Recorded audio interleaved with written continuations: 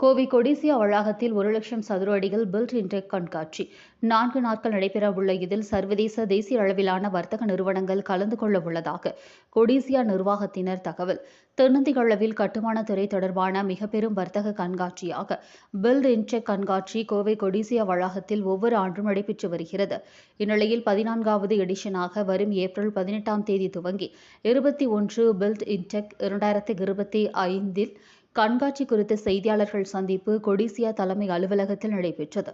கொடிசியா தலைவர் கார்த்திகேயன் மற்றும் செயலாளர் யுவராஜ் ஆகியோர் தலைமையில் நடைபெற்ற இதில் பில்ட் இன்டெக் கண்காட்சியின் தலைவர் ஞானவள்ளல் மற்றும் துணைத் தலைவர் பாபு ஆகியோர் பேசினர். தென்னிந்தியாவின் மாபெரும் கண்காட்சியில் ஒன்றாக நடைபெறவுள்ள பில்ட் இன்டெக் கண்காட்சியில் கட்டடக்கலை, கட்டுமானம், பொறியியல், கட்டுமான பொருட்கள் மற்றும் அதனை சார்ந்த பிரிவுகளுக்கான கண்காட்சியாக இது அமையும் என்றும் தெரிவித்தார்.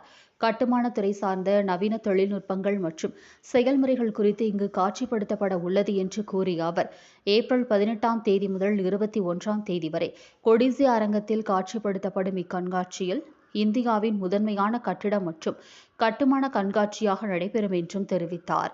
இந்த கண்காட்சியில் நவீன கட்டுமான பொருட்கள், சேவைகள் மற்றும் கட்டுமான இயந்திர தொழில்நுட்பங்கள், கட்டுமான முறைகள் மற்றும் கட்டுமான திட்டங்கள் குறித்த விவரங்கள் இடம்பெற உள்ளது என்றும், கட்டுமானத்துறை சார்ந்த விவரங்களை பகிர்ந்து கொள்வதற்கும், வியாபார தொடர்புகளை உருவாக்கிக் கொள்வதற்கும் இக்கண்காட்சி ஒரு மிகச்சிறந்த தளமாகும் என்றும் தெரிவித்தார்.